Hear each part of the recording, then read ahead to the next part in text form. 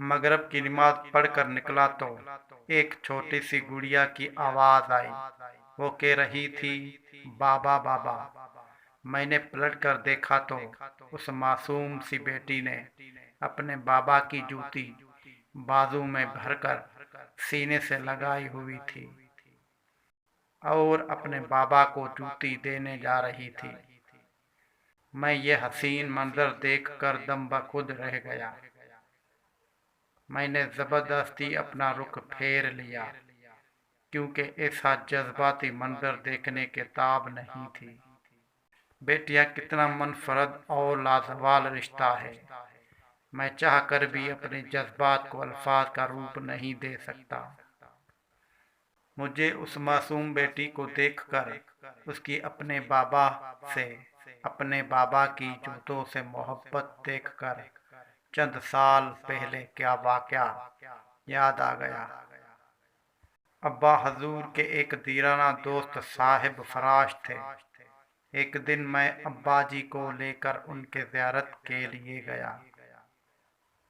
करीबन 9 बजे सुबह का वक्त था। गर्मियाँ थी, बिजली गई हुई थी। अब्बा जी और मैं, हम दोनों उनके कमरे में दाखिल हुए। एक खातून बाबा जी के सरहानी बैठी हुई थी। उन्हें पंखा झूल रही थी। कमरा पूरी तरतीब से साफ सुथरा था। किसी किस्म की बदबू या कोई गंदगी का नाम व निशान नहीं था।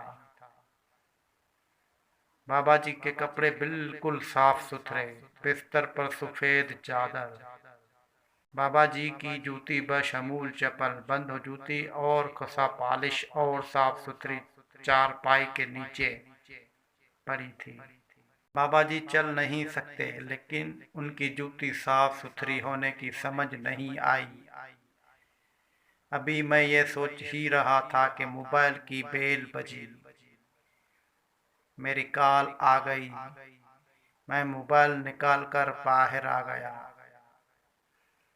कुछ देर बाद अब्बा जी भी बाहर आ गए। रास्ते में अब्बा जी से मैंने कहा, ये खातून मुझे उनकी बेटी लगती है।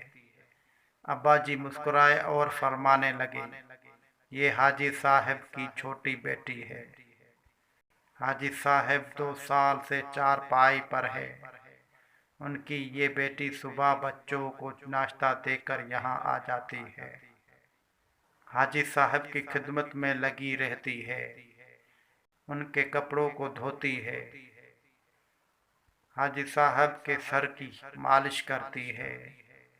हाजी साहब को सुरमा लगाने का शौक था।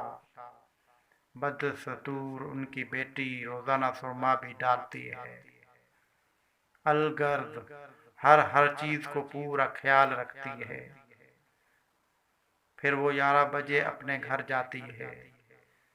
बच्चों का दोपहर का खाना बनाकर वापस लौट आती है।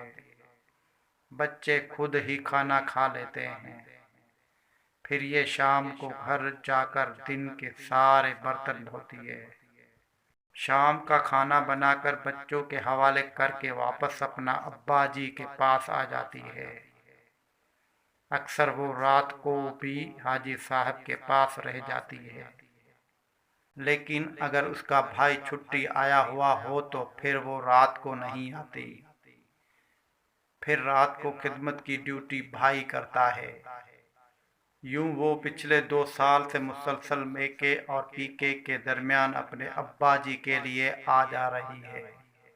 अब्बा जी ये कहकर खामोश हो गए और फिर बोले, बेटा मैं इसमें कमाल हाजी साहब की दामाद का समझता हूँ, जो बेटी और बाप के दरमियान रुकावट नहीं बना, बल्कि अपना और अपने बच्चों को सुकून और रोज़मर्रा की तरतीब खराब होने पर भी अपनी बीवी का साथ दे रहा था।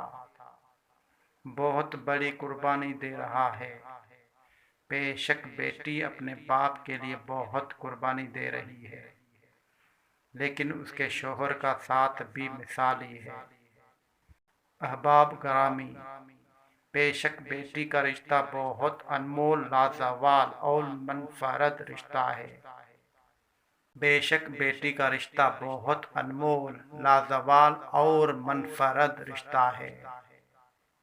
बेटी के रिश्ते का नाम अगर मैं कुर्बानी रख दूं तो गलत न होगा।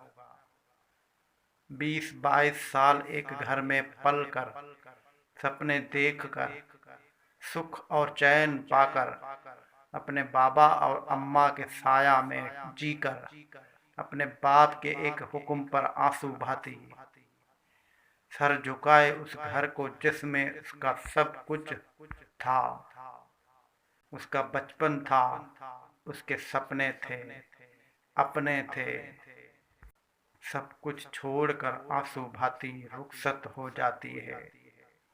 एक अनजान शख्स के साथ रिश्ता अज़दवाज में मुंसलक होकर सारी जिंदगी के लिए घर छोड़ जाती है।